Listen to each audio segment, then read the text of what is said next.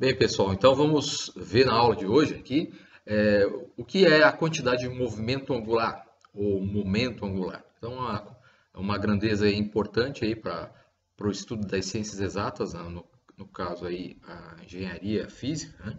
Então, nós vamos estudar aí como essa grandeza está presente aí na, na, na elaboração de dispositivos, né? Por exemplo, máquinas. Muitas vezes as pessoas não pensam nessa grandeza aí, que é importante, né? Sempre que houver rotação, né, você tem aí essa grandeza em questão, tá? Então vamos lá. Então, nós vimos aí no início aí do semestre que existe uma grandeza em física que nós chamamos de momentum, quantidade de movimento linear, tá? Então, o movimento linear, a quantidade de movimento linear ela é dada aí pela massa vezes a velocidade, né? O que representa essa grandeza? Então, essa grandeza representa aí basicamente a inércia do corpo, o ímpeto de movimento do corpo, né? O corpo por si só, ele tem uma tendência ao movimento. O corpo, quando ele tem movimento, esse movimento ele não se perde no corpo, ele persiste. Então, essa persistência do movimento de um corpo no espaço, né, se não existir nenhum outro evento que faça com que esse corpo mude esse movimento, então esse movimento ele vai persistir. Então, nós caracterizamos essa persistência do movimento por meio aí de uma grandeza que nós vamos chamar de quantidade de movimento ou momento linear, né? Que é dado aí pela letra P, né? Que é a massa do corpo vezes a velocidade que ele tem. É uma grandeza vetorial, como nós vimos, tá? E essa é uma grandeza básica, né? E a lei da dinâmica, né? A lei básica da dinâmica, a segunda lei de Newton, tá? Ela é dada por esse conceito. Ou seja, quando você muda o movimento de um corpo, quando você modifica o movimento de um corpo, isso só é possível por meio aí da modificação dessa quantidade de movimento, tá? Então, como é que o estado de movimento de um corpo ele é alterado, tá? Como é que você modifica a quantidade de movimento de um corpo, né, ao longo do tempo? Então, a mudança, a variação temporal da quantidade de movimento de um corpo ao longo do tempo é resultado aí da aplicação do que nós chamamos de força, tá? Então, a força é uma grandeza aí abstrata, ela não ela não existe na realidade, né? De fato. É uma mera construção mental que nós fazemos. Na verdade, essa construção mental ela é resultado aí da nossa experiência cotidiana, exercendo forças, a força muscular, a força que nós experimentamos aí nos corpos, tá? E simplesmente é um conceito, a força é um conceito, né? Na prática, no mundo, não existem essas coisas são conceitos que nós temos aí do mundo material, tá? São conceitos abstratos que nós construímos a partir aí da nossa percepção do mundo material, tá?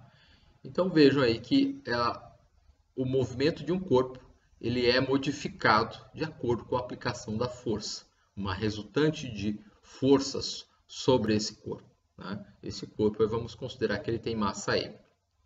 Nós vamos agora deduzir o análogo rotacional do que nós chamamos de momento angular, tá? Então, essa grandeza, né, nós vamos introduzir o que se chama quantidade de movimento angular ou momento angular, tá?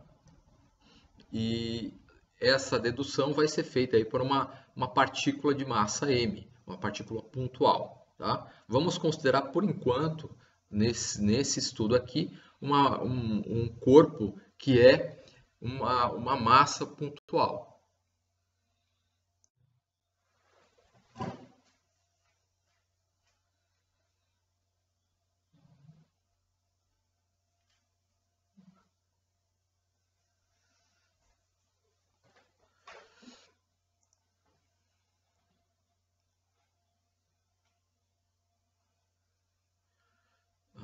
Só um momento. Então, pessoal, vamos ver aqui, né, essa grandeza, a quantidade de movimento angular, e ela vai ser definida aí, né, ela vai ser dada, né, pelo que nós chamamos aí, tá, de o produto vetorial aí do raio vetor pelo momento P. Então, R por P me dá a quantidade de movimento angular L, né? E essa quantidade de movimento angular nós vamos definir para uma partícula, tá? Então, como é que fica isso, né? Então, não é fácil você entender essa expressão, né? Você realmente entender de onde ela sai, como ela é determinada, tá? Então, vamos imaginar aqui o espaço, né? E vejam que nesse sistema de coordenadas associado a esse espaço, nós temos um ponto que é a origem do sistema de coordenadas, tá? Então, a partícula ela vai andar nesse espaço. Então, eu tenho uma massa pontual que vai se movimentar ao longo desse espaço, tá? E o momento angular, a quantidade de movimento angular, ela nesse estágio que nós estamos estudando, ela é definida de que maneira? A partir do movimento dessa massa em relação a um determinado ponto. Nesse caso aqui, vamos assumir que esse ponto de referência seja a origem. Então, eu vou acompanhar o movimento da massa de acordo com essa referência que é a nossa origem, tá? Aqui, para uma partícula, para um corpo pontual, tá, de massa m, fica um pouco estranho nós definirmos essa grandeza, tá?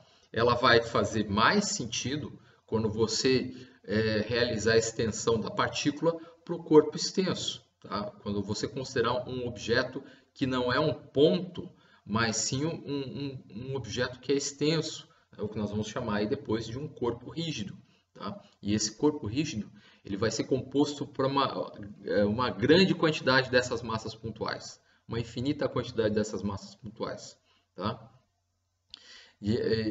De tal maneira que você vai ter uma distribuição de massas aí ao redor de um certo ponto de referência, ou que nós vamos ver uma linha de referência, que vai ser um eixo de rotação, tá?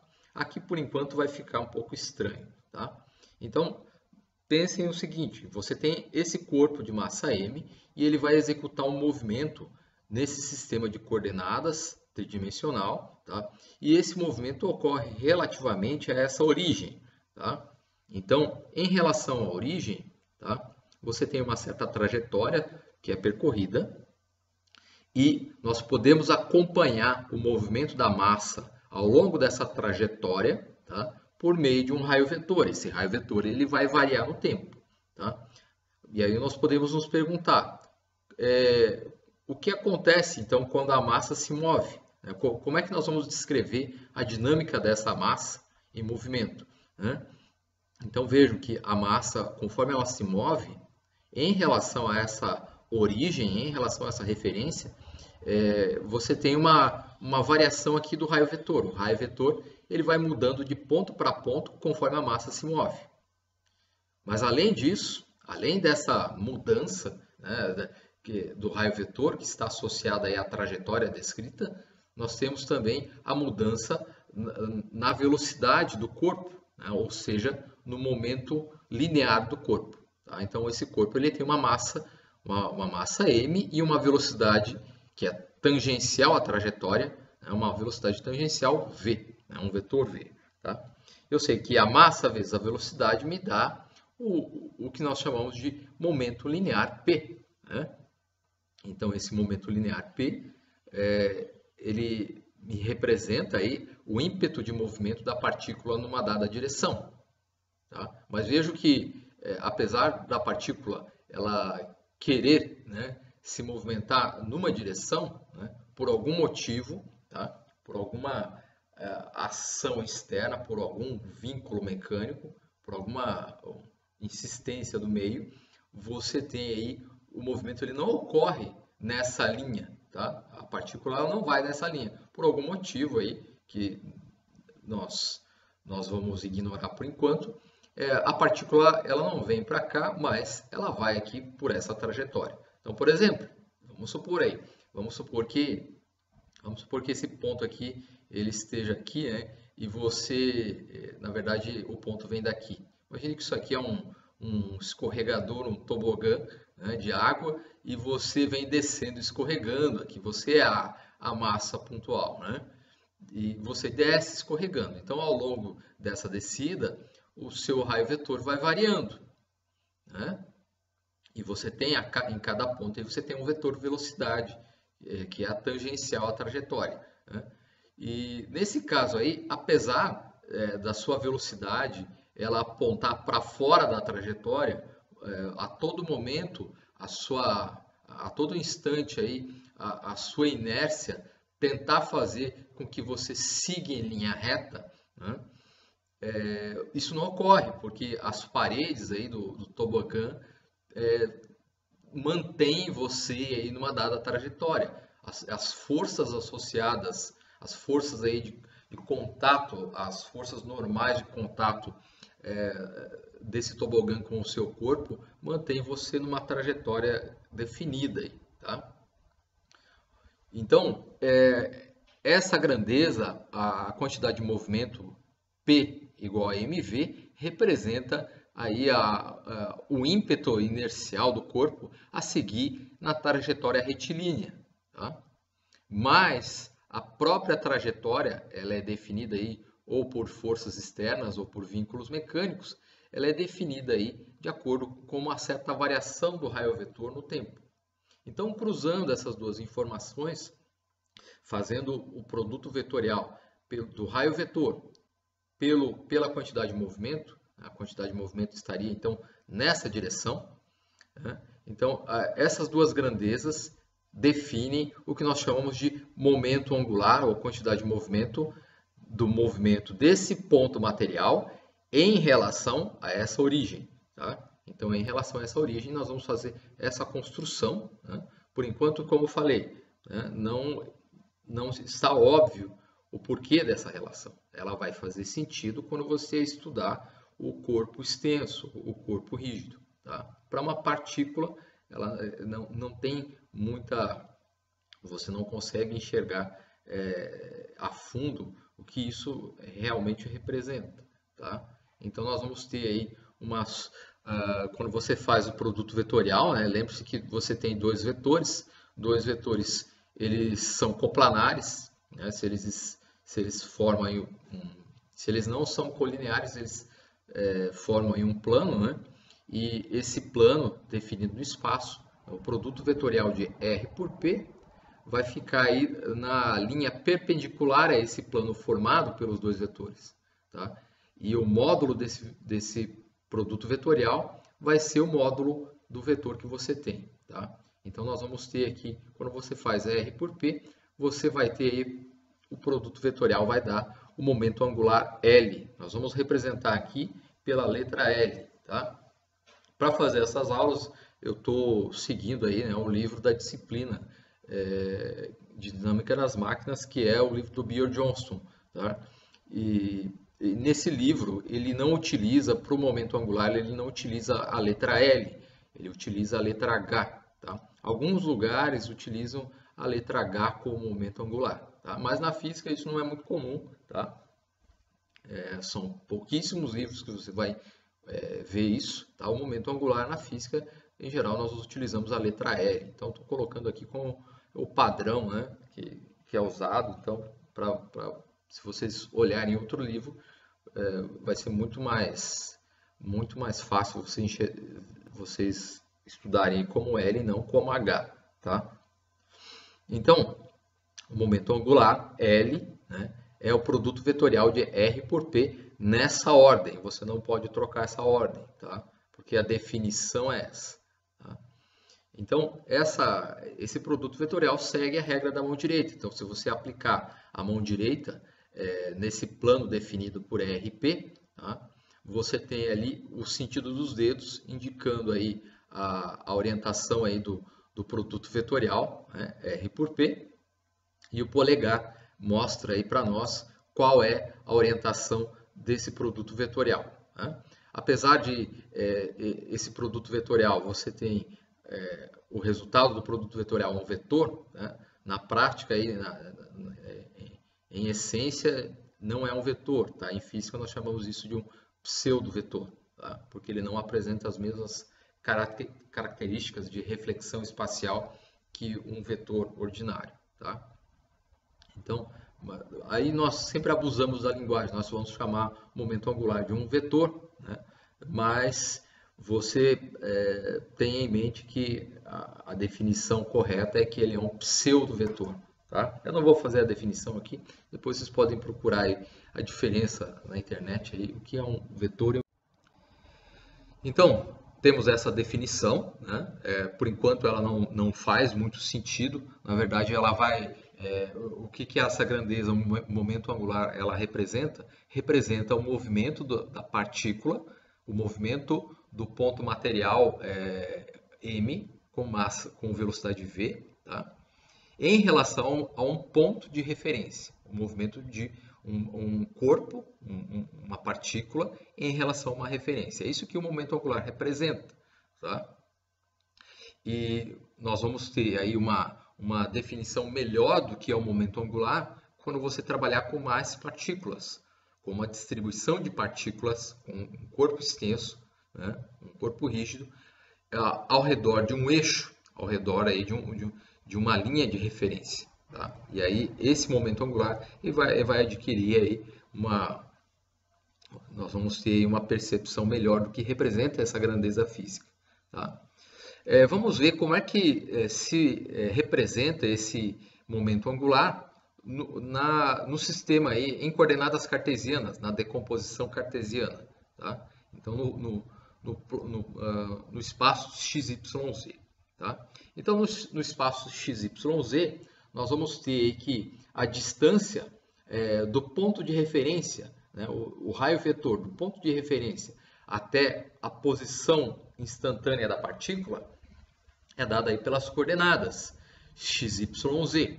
Né? Essas coordenadas, quando ocorre o movimento, essas coordenadas elas vão variar no tempo. Tá? Então, essa variação no tempo vai fazer com que esse raio vetor, esse vetor de posição R, também mude no tempo. Tá? Então, nós vamos ter aí, esse é o vetor posição em coordenadas cartesianas. Tá? Se o ponto de referência está na origem do sistema de coordenadas, esse é o vetor posição.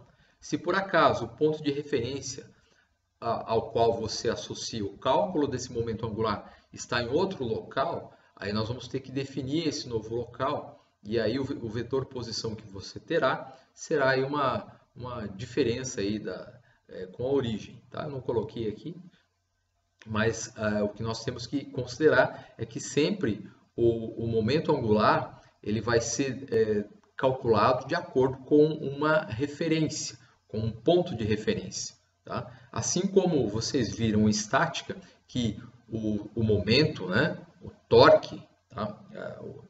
O que nós chamamos momento, o torque lá da estática, ele também precisa de um ponto de referência para ser calculado.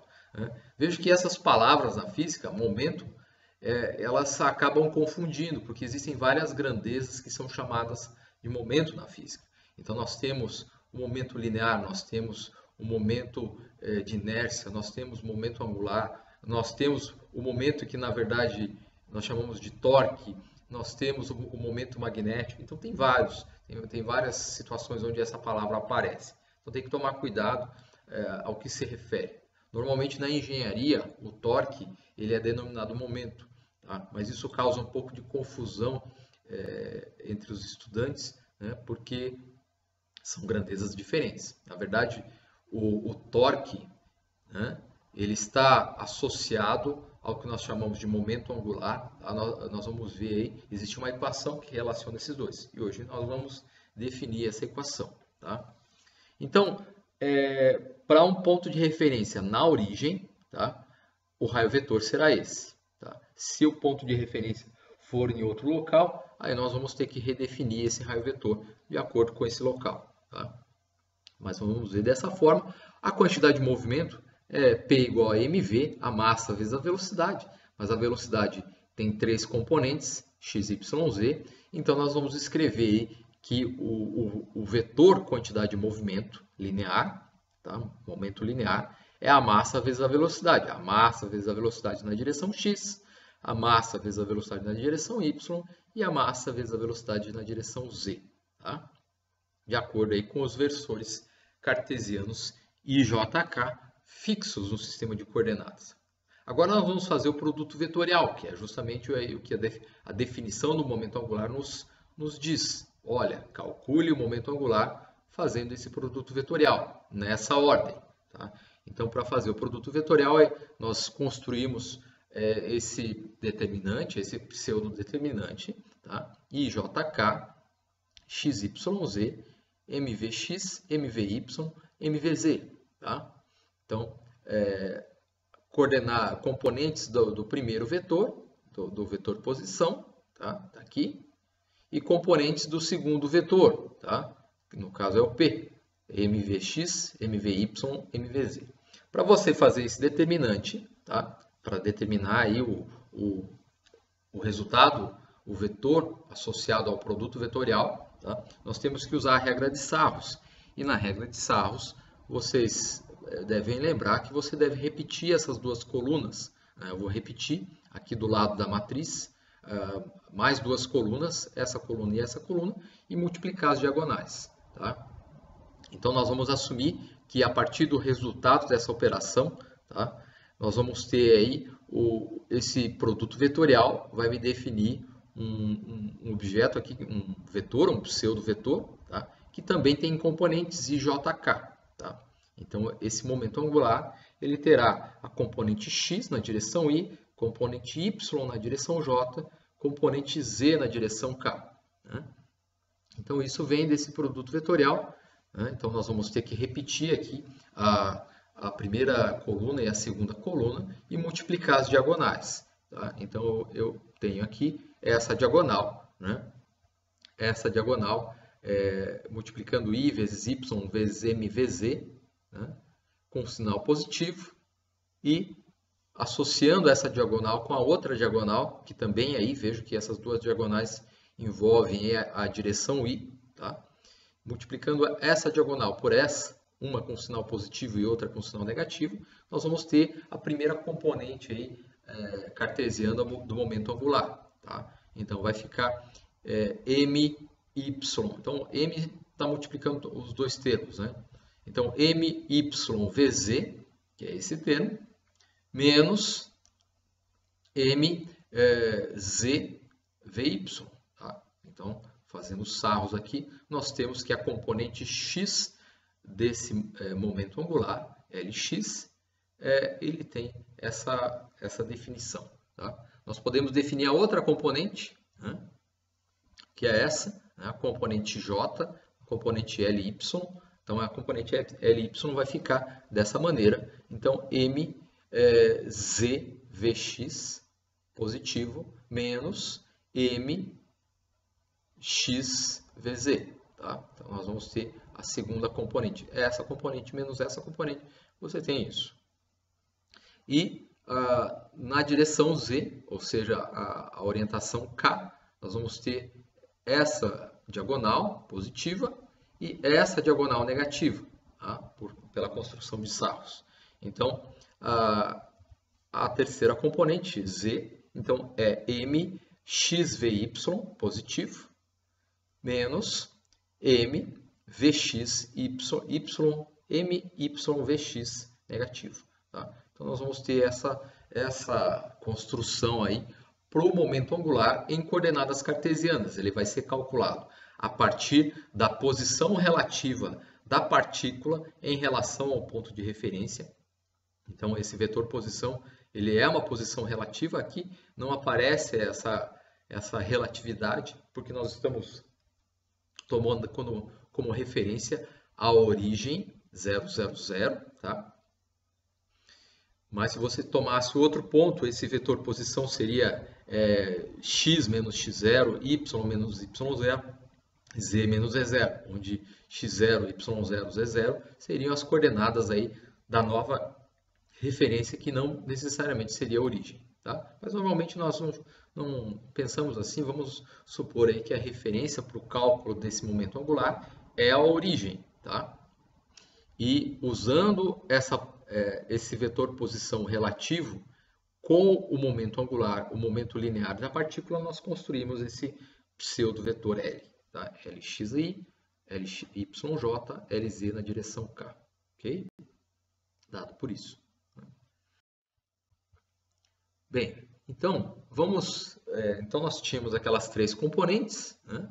E vamos fazer uma pequena restrição aqui, que ocorre muito, na verdade, né? Nos movimentos que nós observamos aí em máquinas e na natureza, por exemplo, em elementos em rotação, né? Nós vamos observar muito esse aspecto. Tá? O momento angular ele será essencial para você estudar rotações. Tá? Aqui nós não estamos falando muito sobre rotações. Quando você trabalha com a cinemática e a dinâmica da partícula, não se introduz muito o conceito de rotação. Né? Eu já expliquei isso na aula, porque a rotação de um ponto ela não é definida. Você não consegue girar um ponto em torno do eixo dele mesmo. Tá? Um ponto girando em torno do eixo dele mesmo não faz diferença. Tá? Isso não representa uma rotação. Para você ter uma rotação, né, por exemplo, esse carrossel aqui, você precisa de vários pontos materiais e associar a posição relativa, a posição instantânea desses pontos materiais em relação a um dado eixo de rotação. Tá? Mas o que eu posso dizer para vocês é que apesar de nós começarmos definindo o momento angular para uma partícula, ele será importante para o corpo extenso, para o corpo rígido, para a rotação de um corpo rígido. Tá? Então, por isso que se chama momento angular, porque ele está associado ao ângulo de rotação do corpo rígido. Tá? Então, vamos supor aí que naquela representação cartesiana, Lx, Ly e Lz, nós vamos fazer a seguinte suposição, que o movimento da partícula, né, ocorre apenas no plano xy. Vamos supor aí um movimento planar. Se você tem um movimento planar, a componente Lx do momento angular, né, vai ser dada por isso. Né? Quando o movimento é planar, não tem componente z, ou seja, a coordenada z vai ser zero e também a velocidade do ponto material na direção z também vai ser zero, ele não vai sair do plano. Tá? Então, para o movimento planar, nós vamos considerar tanto a velocidade nula na direção z, quanto a posição z igual a zero, porque você não tem essa coordenada, tá? Você só tem o plano xy. Então, se nós obtivermos aí as componentes cartesianas do momento angular, né? my, agora não lembro, my, vz menos zvy, né? Calculando essas novas componentes de acordo aí com essa definição desse movimento planar, nós vamos ter que a componente x para vz igual a zero e z igual a zero, você tem componente x nula. A mesma coisa para a componente y no momento angular. Né? A coordenada z vai ser zero e a componente vz vai ser zero. Então, colocando esses zeros, né? Esses dois zeros nessas componentes, você tem essa componente Ly nula. Tá? Mas a componente Lz ela não será nula, porque nem a velocidade x e nem a velocidade y para esse movimento planar, você pode assumir isso como zero, e nem tampouco as coordenadas x e y. Tá? Então, quando você tem, né? Então, resultado disso, quando você tem um movimento no plano, tá? O momento angular, a quantidade de movimento angular, ela só aponta na direção z, que é perpendicular a esse plano. Tá? Então, vamos supor aqui, outra vez, o nosso sistema de coordenadas. Tá? E você tem a partícula m. essa partícula, nós vamos assumir que o movimento dela está restrito a esse plano XY. Tá? A trajetória que ela vai descrever estará inclusa nesse plano. Tá? Então, ela vai descrever uma trajetória que está contida nesse plano. Né? Então, em relação à origem, por exemplo, nós podemos definir aí um raio vetor e também o momento angular. Vamos supor que a partícula está indo daqui para lá. Tá? Então, você tem um certo vetor velocidade v. Então, massa vezes a velocidade me define nessa direção o momento angular p. R por P me dá desculpe, o momento linear, né? R por P me dá o momento angular, né? E esse momento angular, como nós vimos aqui, ele estará apenas na direção z, ou seja, o momento angular associado ao movimento dessa partícula no plano estará aí na direção z e será aí perpendicular ao plano, tá? Então esse será o momento angular. Como o momento angular é definido aí por um produto vetorial, R por P. Então, fazendo esse produto vetorial usando a regra da mão direita, nós vemos aqui que o momento angular ele apontará aí na direção Z, né, perpendicular ao plano de movimento. Tá? Então, nós já podemos aí adiantar algumas coisas. Né? Depois nós vamos estudar aí o que se chamam leis de conservação na física, né? A conservação do movimento do momento linear, a conservação do momento angular, a conservação da energia, né? São as chamadas leis de conservação da física.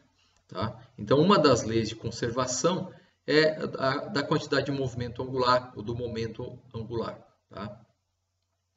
E essa lei me diz aí que o momento angular ele é conservado. Né? E se o momento angular é conservado, esse vetor ele sempre se mantém o mesmo. Tá? Mesma orientação espacial, mesmo módulo. Isso significa que o movimento vai ser plano. Tá? Então, isso nós vamos ver mais à frente. Tá? Mas o que é importante aqui é que quando o movimento é planar, o momento angular ele será aí um vetor, um pseudo-vetor perpendicular a esse plano de movimento. Ok? Então, perpendicular ao plano de movimento, como eu já falei. Né? Agora vamos escrever, né, essa mesma grandeza, o momento angular, em coordenadas aí polares, r, θ. Né? Então, vamos considerar agora o movimento no plano. Né? Você já sabe que no movimento no plano, se o movimento ocorre no plano, o momento angular ele estará aí, será um vetor perpendicular a esse plano. Só que agora nós vamos fazer aí, por meio de coordenadas polares. Tá? Então, de que modo nós vamos escrever? Então, nós temos uma partícula de massa m, ela se desloca nessa trajetória, né, nessa trajetória roxa, tá? E nós vamos assumir aí que existe um certo raio vetor associado a esse movimento, o movimento relativo da partícula em relação à origem do sistema de coordenadas. Poderia ser qualquer outro ponto. Nós vamos assumir aí que o momento angular ele é calculado relativamente em relação a essa referência à origem. Tá? Então, o raio vetor R, nós temos aí o raio vetor em relação ao eixo X, forma um certo ângulo, de tal maneira que nós podemos descrever o movimento dessa massa no plano de acordo com as coordenadas x e y cartesianas, ou nós podemos descrever o movimento dessa massa no plano utilizando aí as coordenadas r e θ, raio vetor, ângulo θ, o ângulo com o eixo x. Tá? Então aqui nós vamos usar as coordenadas polares, r e θ, em vez de x e y. Tá? E nesse caso, para decomposição polar, aí nós vimos anteriormente, tá, que nós definimos versores unitários, não IJK ou IJ, nós definimos os versores unitários, um vetor unitário radial, tá, e radial, que aponta na linha do vetor posição R, tá, e outro vetor perpendicular a esse versor radial, que nós chamamos de versor transversal e θ. Tá? Então, Então, para decomposição polar, r θ, coordenadas polares, nós vamos utilizar aí os versores polares, e radial e transversal, eθ. Tá? Eles são perpendiculares entre si e vejam que esse sistema de versores unitários, vetores unitários, ele muda de ponto para ponto. Cada posição ocupada pela partícula de massa m vai apresentar uma certa orientação aí desse conjunto de vetores unitários, certo? Então, nós vamos decompor a velocidade, né? A velocidade da partícula, a velocidade v dessa partícula, né? Aqui eu fiz meio estranho, aqui, mas só para vocês entenderem. A velocidade v da partícula, né? Nós sabemos que ela é tangencial, só que aqui nós não estamos trabalhando na decomposição tangencial normal, né? Então, a velocidade da partícula é v. Essa velocidade ela é indicada por um vetor. Tá? Esse vetor nós podemos separá-lo em duas partes.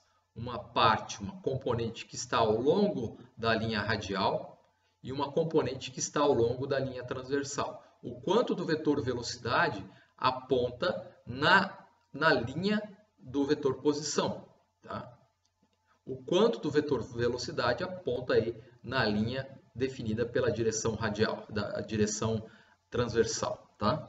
Então, nós vamos separar o vetor velocidade em duas componentes, v radial e v transversal, θ. Né?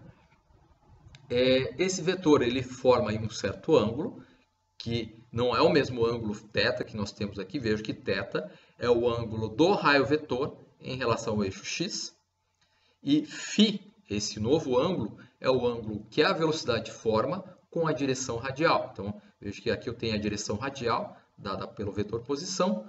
Essa linha, em relação à velocidade, tem um ângulo aqui. Então, é um outro ângulo, nós chamamos de φ.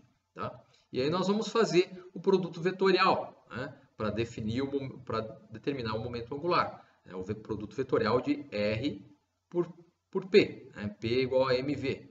O momento linear está nessa linha aqui. Tá? Então, pela decomposição de vetores, né?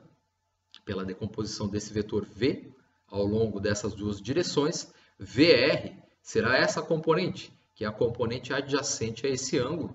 Então, o cateto adjacente dividido pela hipotenusa me dá o cosseno de φ. Então, essa componente, a componente adjacente, é V cosseno de φ. Tá? A outra componente, que será a componente oposta ao ângulo, né? Nós vamos definir aí como Vθ, né? Como Vθ. Então, essa componente ela vai ser calculada com o seno de φ. Tá? Então, realizando a decomposição desse vetor velocidade ao longo da linha radial e da linha transversal, nós temos V cosseno φ, né? Para a componente radial da velocidade, e V seno φ para a componente transversal Vθ da velocidade. Okay? Então, esse vai ser o vetor velocidade, representado aí em componentes polares, radial transversal. Então, ele vai ter uma parte da velocidade que está ao longo da linha radial e uma parte da velocidade que está ao longo da linha transversal. Tá? E nós já vimos aí, né, nas aulas anteriores, nós vimos que na decomposição polar, a velocidade assume essa expressão. Tá? O vetor velocidade ele é dado aí como essa componente radial para a velocidade e essa componente transversal para a velocidade. Então, dr dt me dá a velocidade na linha radial e rθ ponto me dá a velocidade na linha transversal. Tá? Então, nós vamos usar essa decomposição e vamos fazer o produto vetorial, R por P. Tá? Então, nós já definimos aqui quem é o vetor velocidade. O vetor velocidade está aqui dentro do momento linear mv. Né? Então, aqui, só repetindo a mesma coisa, né? Para não ficar muita coisa no mesmo slide. Né? Então, temos aqui o vetor velocidade, né? Nas componentes radial transversal. Né? Aqui nós vamos calcular simplesmente o módulo o módulo do momento angular, tá? Então, vocês lembram aí que o módulo do momento angular, ele é dado aí, desculpe, o módulo de um produto vetorial, né? Produto vetorial A por B, né? O módulo desse produto vetorial é o módulo do primeiro vetor, o módulo do segundo vetor, seno do ângulo entre esses dois vetores. Tá? No caso aqui, os dois vetores em questão são o vetor posição, esse vetor aqui, e você vai fazer o produto vetorial dele com o vetor aí, momento linear P. Tá? O momento linear P está nessa linha, na direção da velocidade. Então, vou ter que fazer o produto vetorial desse vetor pelo vetor momento linear que está nessa linha. Tá? Então, eu vou usar o módulo desse vetor, tá? Que é simplesmente R. Tá? O módulo desse vetor P, que é mv. Tá? E o ângulo entre eles, o ângulo entre essa linha e essa linha, é simplesmente o ângulo φ que nós escrevemos ali. Tá? Então, qual é o módulo do momento angular na decomposição cartesiana que nós estamos vendo aí, né, dessa maneira. Tá? Então, o módulo do vetor radial, R. O módulo do vetor momento linear, mv. Tá? Aqui não tem orientação, só tem o módulo. Massa vezes velocidade. Vezes o seno do ângulo entre eles. O ângulo entre esse vetor e o vetor P seria φ. Tá? Então, é dessa maneira que você pode escrever o momento angular, L. Tá? Mas aí, nós identificamos essa parte aqui, V seno φ. Né? V seno φ é justamente, V seno φ é essa componente aqui, a componente Vθ da velocidade. Então, nós podemos escrever que o momento angular ele pode ser dado aí pelo raio, pela massa e pela componente transversal da velocidade Vθ. Tá? Mas a componente transversal da velocidade Vθ, tá, é Rθ ponto. Então, eu posso substituir no lugar de Vθ, né, nós podemos substituir a componente transversal da velocidade, que é Rθ ponto. Então, dessa maneira, nós podemos escrever aqui massa vezes R ao quadrado, tem dois RR aqui, então R ao quadrado, θ ponto. Tá? Então, em componentes polares, em coordenadas polares, né, raio e ângulo θ, nós podemos escrever o momento angular, o módulo do momento angular, como mr ao quadrado θ ponto. Tá? Esse momento angular, esse é o módulo, e a orientação espacial dele segue a regra da mão direita. Tá? Se o sentido de movimento está numa direção, tá? Utilizando a regra da mão direita, você consegue definir que o momento angular ele será um vetor, um pseudo-vetor, que é perpendicular a esse plano, ou entrando na tela ou saindo da tela, tá? De acordo com a regra da mão direita. Tá? Então, se o movimento é daqui para lá ou de lá para cá, né? Isso vai definir se o momento angular entra na tela ou sai da tela. Sempre perpendicular a esse plano, ok? Então, agora vamos obter uma outra ideia sobre o momento angular, que isso é definido quando nós calculamos a derivada em relação ao tempo do momento angular. Tá? Então, aqui eu fiz essa animação, né, para vocês entenderem aí. Isso eu fiz essa madrugada aí, né, deu um trabalhinho para fazer. Não ficou muito como eu queria, mas aqui você tem, né, a partícula descrevendo uma rotação em torno desse ponto de referência. Então, o ponto de referência aqui é a origem, né?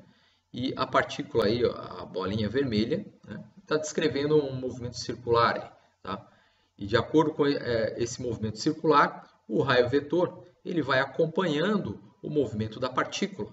Tá? E essa partícula ela tem uma certa quantidade de movimento, P, né, que é a massa vezes a velocidade. Tá? Quando eu faço o produto vetorial desses dois vetores, R por P, né, o produto vetorial vai ser um vetor perpendicular ao plano formado pelos dois vetores, estará nessa linha. Tá? Quando o movimento inverte, né, aqui ficou meio rápido, né, quando o movimento inverte, o momento angular inverte de acordo aí com a regra da mão direita. Né? Então, se você aplicar a regra da mão direita aí, o polegar vai indicar o momento angular e os outros dedos indicam aí o sentido de movimento aí da massa. Tá? Então, vamos calcular aí para esse sistema, né, para esse tipo de sistema, como o momento angular muda no tempo, dl dt. Tá? Daqui a pouco vocês vão entender por que nós estamos fazendo isso. Tá? Então, como é que eu faço essa modificação da quantidade de movimento angular no tempo? Tá? Então, eu tenho que aplicar essa derivada ddt no produto vetorial R por P. Tá? Então, ddt do momento angular L. Tá? Então, quando você aplica essa derivada pela regra de Leibniz, você vai ter que derivar primeiro esse primeiro vetor e depois o segundo vetor. Tá? Então, dr dt vezes P, né? Produto vetorial com P, mais R, produto vetorial dp dt. Tá? Então, primeiro deriva esse termo, tá? Aqui, e depois deriva esse termo aqui. Tá? Então, a derivada de U vezes V é U' V mais V' U. Tá? Só que aqui, né, cuidado, produto vetorial você não pode trocar a ordem. Existe uma ordem definida. Tá? Existe aí o problema da comutatividade. Você não pode comutar as posições, porque isso causa uma diferença de sinal aí no resultado. Então, pode induzir a erros. Então, aqui você não poderia fazer ao contrário. Tá? Se você fizesse ao contrário, você não poderia fazer essa derivada produto vetorial com R, porque isso modificaria essa ordem original na qual o momento angular é definido. Tá? E essa definição me dá aí uma orientação que é a convenção da regra da mão direita. Isso é convencionado, tá? Poderia ser a mão esquerda, né? Pode ser que o alienígena ele use a mão esquerda para fazer isso. Tá? Ok? Então, definindo a derivada temporal do momento angular, nós vimos aí que temos dois termos. Tem esse produto vetorial, derivada, produto vetorial, derivada, produto vetorial. Então, temos dois termos aí. E como é que nós podemos escrever esses termos? Veja que dr dt é a velocidade. Tá? Esse termo é a velocidade. E o momento linear também tem a velocidade. Isso aqui é mv. Tá? Então, dr dt é a velocidade e o momento linear p é m vezes v. Tá? Mas nós vimos aí no começo da aula que a segunda lei de Newton, né, a lei dinâmica de Newton, nos diz aí que a variação da quantidade de movimento no tempo ela é proporcionada por uma força. Tá? Então, no lugar de dp dt, nós podemos escrever força. É a segunda lei de Newton. Tá? Então, nós temos a aplicação dessa derivada conduz a esses dois produtos vetoriais. Então, V por mv mais R, produto vetorial com a força. Né? Mas aí vejam que quando você faz o produto vetorial desse vetor por esse vetor, V por P, né? Esses dois vetores eles são colineares, eles estão ao longo da mesma linha. E se eles são colineares, né? Então o vetor velocidade ele aponta na mesma direção e sentido que o vetor quantidade de movimento mv. Tá? Eles compartilham a mesma linha. Tá? E se eles compartilham a mesma linha, o plano definido por esses dois vetores tem área nula. Tá? O produto vetorial, o módulo do produto vetorial, ele é dado aí como a área do plano definido aí por esses dois vetores. Tá? Então, esses dois vetores definem uma área nula. Esse produto vetorial de dois vetores aí que são paralelos me dá um produto vetorial nulo. Essa parte é zero. Tá?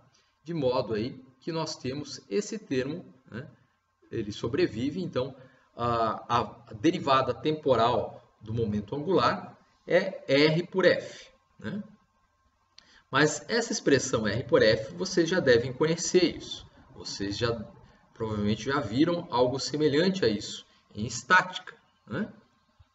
Então, nós já vimos aí que quando você multiplica a força, quando você multiplica uma força por uma distância, você tem um torque definido, você tem um momento definido. Tá? O que é o momento? O que é o torque? O momento, o torque, eu prefiro chamar de torque, tá? Para não causar. Veja que aqui tem momento, isso aqui é um momento angular, tá? L. Isso aqui é o momento linear, P.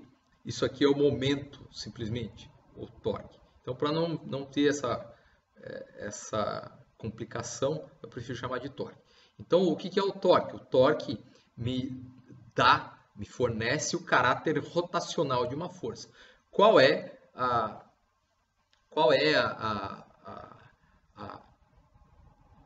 o poder rotativo que uma força oferece? Tá? Vamos pensar dessa maneira. Então, isso está associado a uma certa aplicação excêntrica da força em relação ao ponto de referência. Então, eu vou aplicar uma força nessa massa em vermelho, tá? Eu vou aplicar uma força nessa massa em vermelho e essa força ela está colocada excentricamente em relação, ou seja, fora do ponto de referência por uma distância r.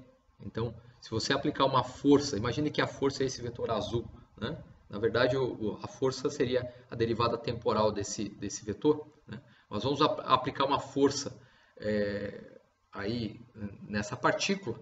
Então, essa força, em relação à origem, ele vai me determinar um torque, tá?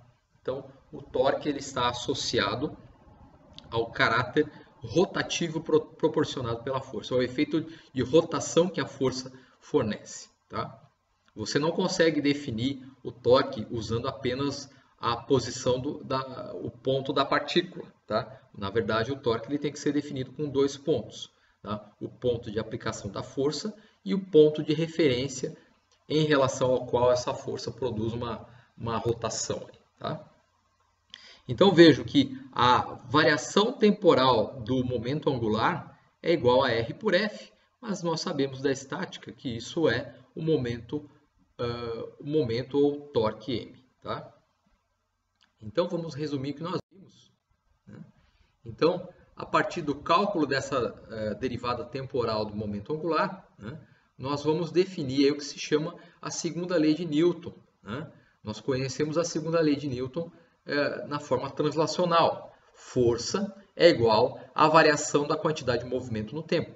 Tá? Então, a resultante de forças numa certa partícula, numa massa m, pontual, é igual à variação temporal da quantidade de movimento linear, dp dt. Tá? Então, essa é a segunda lei de Newton que nós dizemos aí na forma translacional, vai descrever a translação de uma partícula de massa m. Tá? Essa derivada temporal nós podemos escrever como p ponto, simplesmente. Então, a resultante das forças é a variação temporal da quantidade de movimento linear. Tá? Uma equação vetorial. Tá? Então, pela derivada aí dessa quantidade de movimento angular, nós definimos a forma rotacional aí dessa segunda lei de Newton. Né? O equivalente, vamos chamar assim de equivalente rotacional dessa segunda lei. Né? Então, vejo que é muito parecido. Tá?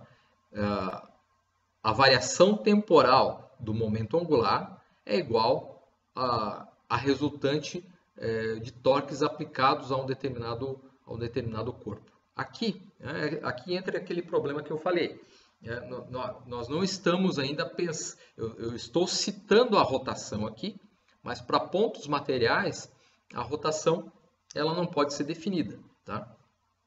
Isso vai ficar bem determinado quando nós fizermos a extensão do ponto material para o corpo rígido. Desculpa.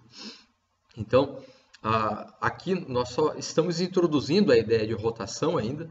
A rotação ela precisa ser definida para um corpo extenso e não para um ponto material. Tá? Mas nós já podemos adiantar, né, que para um ponto material, né, se movendo ao redor da origem, do ponto de referência, nós podemos estabelecer um momento angular. E quando esse momento angular varia no tempo, tá? Essa variação do momento angular no tempo é resultado da aplicação de um torque resultante. Tá? Então vejam, quando você aplica a força num sistema, tá? Quando você aplica a força numa partícula, a quantidade de movimento linear dela muda, né? Ela vai acelerar, por exemplo. Tá? E quando você aplica um torque em um corpo, tá? Não vamos pensar em partícula agora. Quando você aplica um torque em um corpo extenso, o momento angular associado a esse corpo extenso vai variar no tempo. Tá? Então, nós podemos escrever essa lei como o torque é igual à variação temporal da quantidade de movimento angular. Tá? Então, variação temporal do momento linear, variação temporal do momento angular. Tá? Força total, tá, aplicada é igual à variação temporal do momento linear. Torque total aplicado é igual, torque resultante aplicado no sistema é igual a variação temporal do momento angular, ok? Então, nessa aula, eu apenas quis dar aí uma introdução aí a essa grandeza que nós chamamos de momento angular, mais ou menos nos moldes como o livro do Beer-Johnson faz, tá? Aqui nós não vamos discutir nada além, não discutimos nada além disso, tá? Só a definição formal, tá? Mas como eu expliquei, o momento angular ele vai ser mais importante quando nós trabalharmos com a rotação de corpos rígidos, tá? Então vai ser importante lá. Aqui nós só discutimos esses aspectos aí, por enquanto, ok? Então espero que vocês tenham entendido aí